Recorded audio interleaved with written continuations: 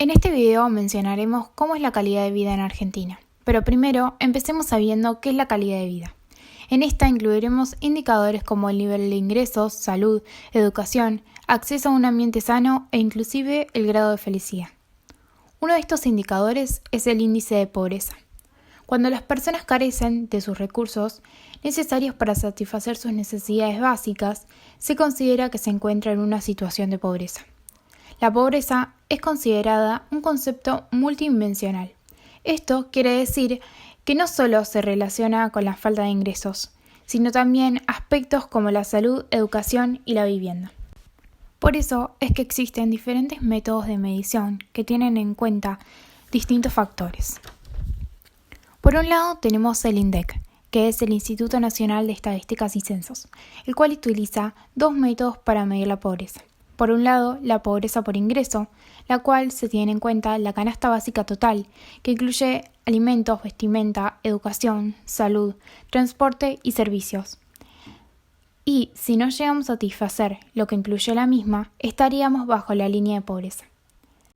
Y el otro método de medir la pobreza según el INDEC es la pobreza estructural, basado en las necesidades básicas insatisfechas.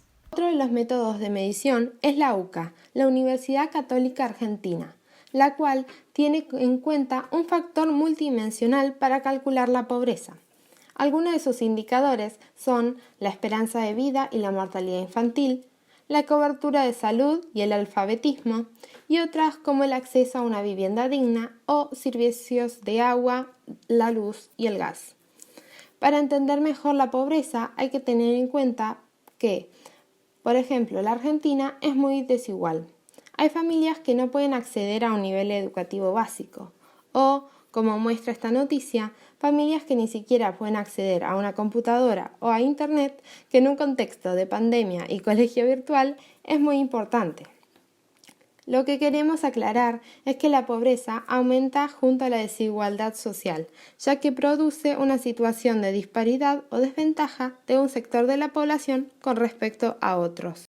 Para entender por qué no se llega a cubrir en muchos casos las necesidades básicas, hay que tener en cuenta el salario mínimo vital y móvil, que se define como la menor remuneración que debe percibir en efectivo el trabajador por su jornada legal de trabajo, de modo que le asegure alimentación adecuada, vivienda digna, educación, vestuario, asistencia sanitaria, transporte y esparcimiento, vacaciones y previsión. Hoy una familia de 2 adultos y 2 menores con un solo salario mínimo no logran salir de la indigencia.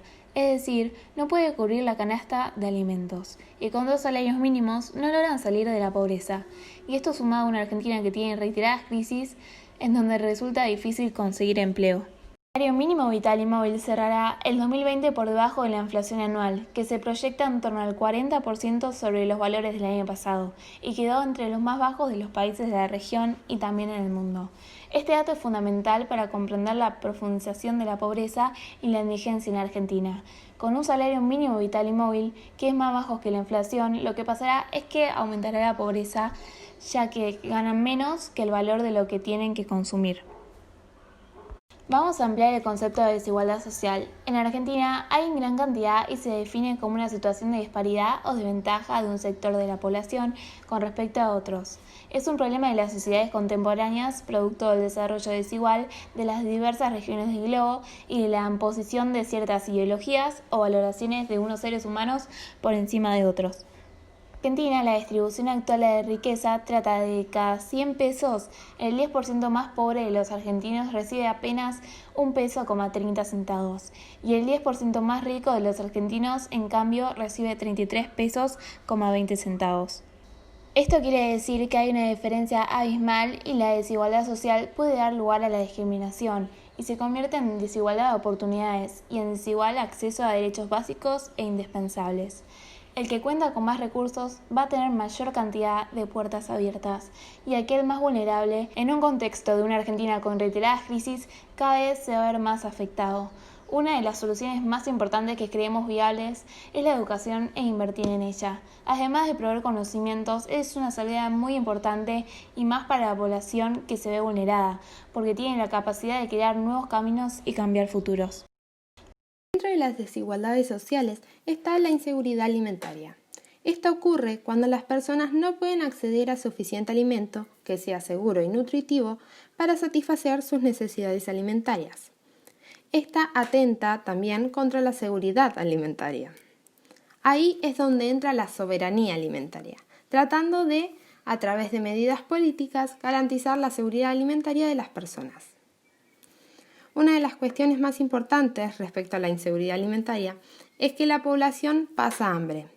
Se lo critica mucho a la Argentina porque dice tener la capacidad de alimentar varias veces a toda su población, pero el conflicto surge gracias a que gran parte de esa producción de alimentos no es para consumo humano. Se orienta a alimentar ganado o es destinada a la exportación. Es decir, las tierras que producen alimento no alimentan el hambre de la población. Hay que aclarar que el hambre que hay en Argentina no se debe a problemas naturales, sino a una mala distribución e implemento de políticas económicas y agrarias excluyentes. En Argentina también hay una gran desigualdad en torno a la concentración de las tierras. El 2% de las explotaciones agropecuarias controlan el 50% de la tierra en el país, mientras que el 57% de las explotaciones agropecuarias restantes controlan el 3% de la tierra. Además, la compra de grandes extensiones por inversores urbanos y el desalojo de pequeños productores en áreas agrícolas hacen que desde el punto de vista de la estructura agraria, la distribución de la tierra no sea en absoluto equitativa. Todo esto es de importancia para intentar revertir la inseguridad alimentaria, la agricultura familiar.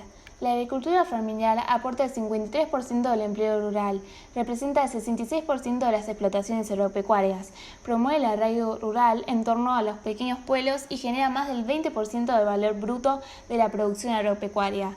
Distribuidas en todas las regiones y en las periferias de las ciudades, las pequeñas fincas familiares abarcan numerosas producciones.